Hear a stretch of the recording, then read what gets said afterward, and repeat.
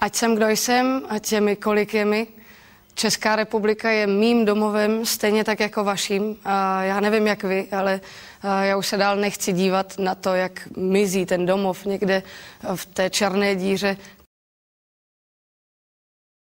Říkáte si, že by se musel stát zázrak, aby se něco změnilo, ale on to zas takový zázrak nemusí být. Vždyť přece stačí jít jen volit. Prosím. Já jsem Češka.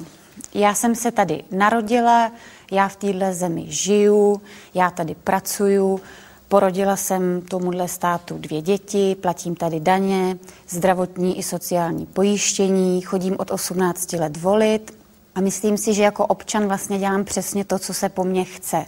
Ale já se ptám, jestli i stát dělá pro mě to, co já chci, nebo co my chceme, aby se tady dělo.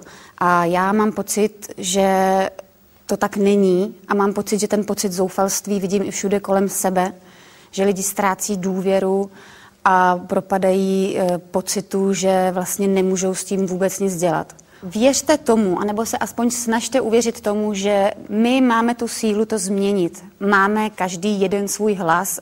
My si to tady uděláme hezký. Musíme tomu věřit, že to dokážeme a musíme to chtít a něco pro to udělat. To je má agitka.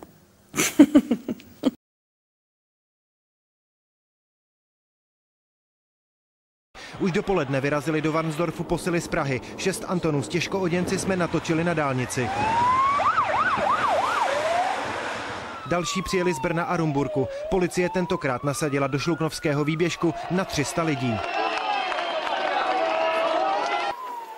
Oni nás bijou, oni nás přepadávají, 14letí kluci. Ale proč? Já se tam proč?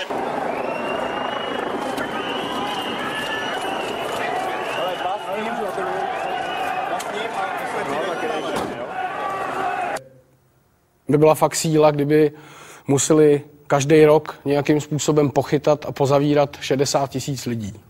Prostě pasivní odpor, klasik. Tady bude ale pasivní odpor na prd, což znamená nulovou šanci na změnu. A to přesně ta partička těch skorumpovaných lidí nahoře chce. Takže to bude chtít ne pasivní, ale aktivní odpor. Možnosti tady jsou. Já si představuju, že tomu dám nějaký čas, zamyslím se nad tím, přijmu nějaké rozhodnutí, no a pak se seberu a udělám to tak, jak si představuju, že by to mělo být. A jak si to představujete vy?